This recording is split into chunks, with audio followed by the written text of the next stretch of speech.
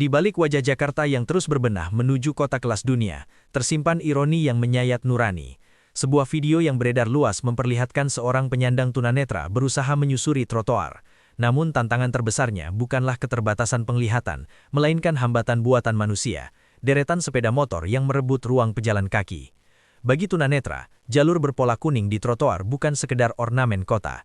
Ia adalah penunjuk arah, penanda aman, sekaligus sistem navigasi utama. Garis lurus memberi isyarat untuk melangkah, sementara titik-titik bulat menjadi peringatan. Sayangnya, dalam rekaman tersebut, seluruh fungsi itu seakan dihapus. Motor yang parkir sembarangan, rantai pengaman, knalpot panas, dan kaki standar berubah menjadi ancaman nyata di jalur yang seharusnya aman. Ketika trotoar tak lagi bisa diandalkan, pejalan kaki dipaksa turun ke jalan raya. Di tengah lalu lintas padat, pilihan ini berbahaya bagi siapapun, terlebih bagi penyandang disabilitas.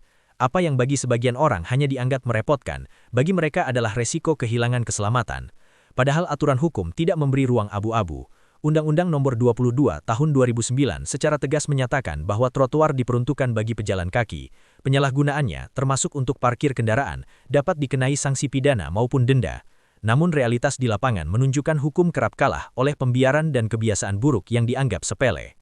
Parkir motor di trotoar bukan semata pelanggaran lalu lintas, melainkan cerminan minimnya empati. Banyak yang merasa cukup dengan meninggalkan sedikit ruang, tanpa memahami bahwa ruang sempit itu sama sekali tidak ramah bagi tunanetra, pengguna kursi roda, atau lansia.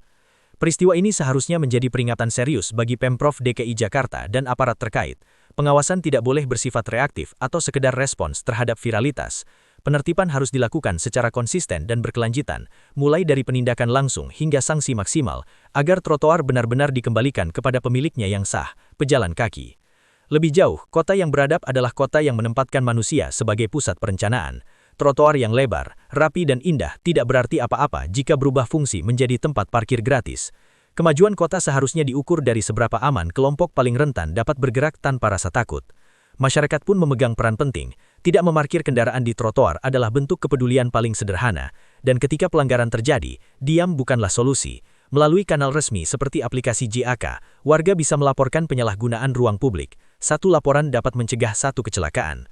Trotoar adalah simbol hak dasar untuk berjalan dengan aman. Menghormatinya berarti menghormati sesama. Jangan biarkan penyandang disabilitas terus berjuang sendirian di kota yang seharusnya melindungi mereka.